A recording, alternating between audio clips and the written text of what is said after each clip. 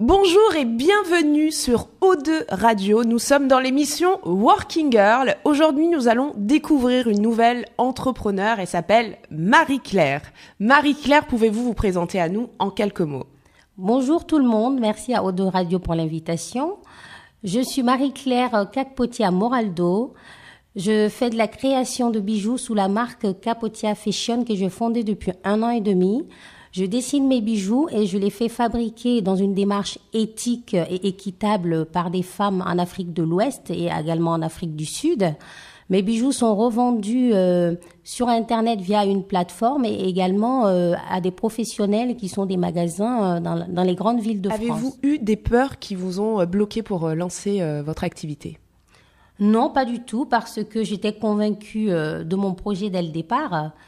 J'ai une passion aussi pour les challenges, je n'ai pas peur du risque, ce qui a fait qu'au départ, même si j'avais quelques petites appréhensions, j'étais tout de suite rassurée par le fait que je croyais en mon projet tout simplement, donc j'ai foncé sans me poser de questions. Très bien, d'ailleurs, qu'est-ce qui vous motive au quotidien pour rester aussi positive? Ce qui me motive au quotidien pour rester positive, c'est l'amour de la beauté de la femme. D'accord. Parce que mon but, ma vision en créant cette entreprise, c'est de prôner en fait l'entrepreneuriat au féminin, l'audace de la femme. Donc, si tu es une femme audacieuse, authentique, n'hésite pas à aller sur le site de Capotia Fashion. Je trouve la motivation dans ma passion pour l'entrepreneuriat. Je pense que j'aime les challenges dans la vie, en général, et entreprendre, c'est un challenge de tous les jours. Et c'est très gratifiant de se dire qu'on se lève le matin, on fait une activité qui nous plaît. Tout ce qu'on fait, c'est pour soi-même et pour les autres aussi, parce que je ne peux pas travailler en mettant de côté l'être humain. Ma motivation, c'est vraiment dans ma passion pour déjà la beauté de la femme, ma passion pour l'autonomie financière de la femme, ma passion pour le goût des challenges. En fait, c'est ce qui fait que je me lève tous les jours et je me dis, allez, j'y vais.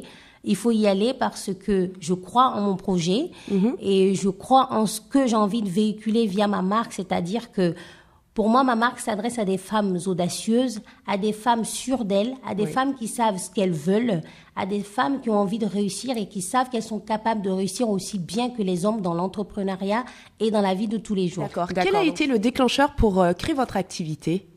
Le déclencheur a été déjà le fait que plus j'avançais dans ma carrière de salarié, plus je me rendais compte que je ne m'épanouissais pas dans mon travail.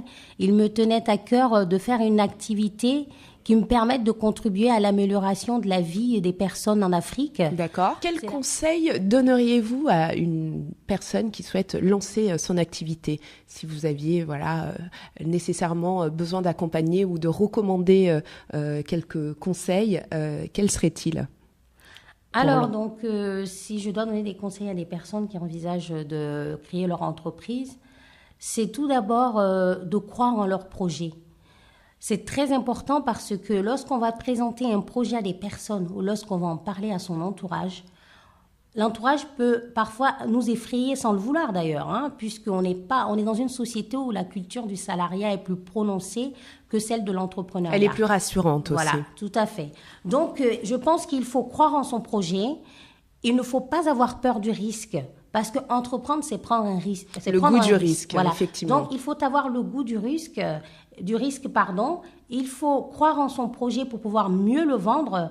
Et il faut surtout ne pas se laisser envahir par les peurs des autres. Parce Exactement. que l'entourage aura toujours peur pour vous. Mais vous, si vous croyez en votre projet, écoutez votre Dieu intérieur. Il y a une voix qui va vous parler au fond de votre cœur, qui va vous dire, allez-y, que vous soyez croyant ou non. C'est pour ça que je parle aujourd'hui de Dieu intérieur. C'est la petite voix qu'on va appeler peut-être l'intuition, qui va vous dire qu'il faut y aller et que c'est la bonne décision, c'est le bon projet.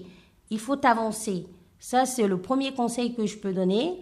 Le second conseil, c'est vraiment d'être régulier dans la mise en place de son projet. C'est vraiment d'être très appliqué parce que ça demande beaucoup de travail. Vous allez être confronté souvent à des difficultés. Il faut avoir la capacité de rebondir, de s'adapter et aller de l'avant. Donc surtout, n'ayez pas peur du risque. Allez-y parce que sachez que lorsque vous sortez de chez vous le matin, c'est aussi un risque parce qu'on peut se faire renverser par une voiture. Donc si on arrive à sortir de chez soi tous les matins ou tous les soirs pour aller en soirée et qu'on n'a pas peur, c'est qu'on peut entreprendre aussi sans avoir peur. Effectivement, donc on retient les conseils de Marie-Claire. Surtout, croire en soi, croire en son projet, éviter d'être paralysé par la peur, parce qu'effectivement nos proches nous transmettent leur peur. Oui. Avoir de l'audace et avoir le goût du risque. C'est bien ça, oui. Si je dois résumer. Oui. Merci en tout cas d'avoir participé à cette émission, la première de Working Girl. Nous vous retrouvons donc très prochainement avec une nouvelle entrepreneur. Merci d'avoir accepté notre invitation, Marie-Claire. Je vous en prie. Merci à tout le monde. On vous dit donc beaucoup. À très bientôt sur O2 Radio. Au revoir.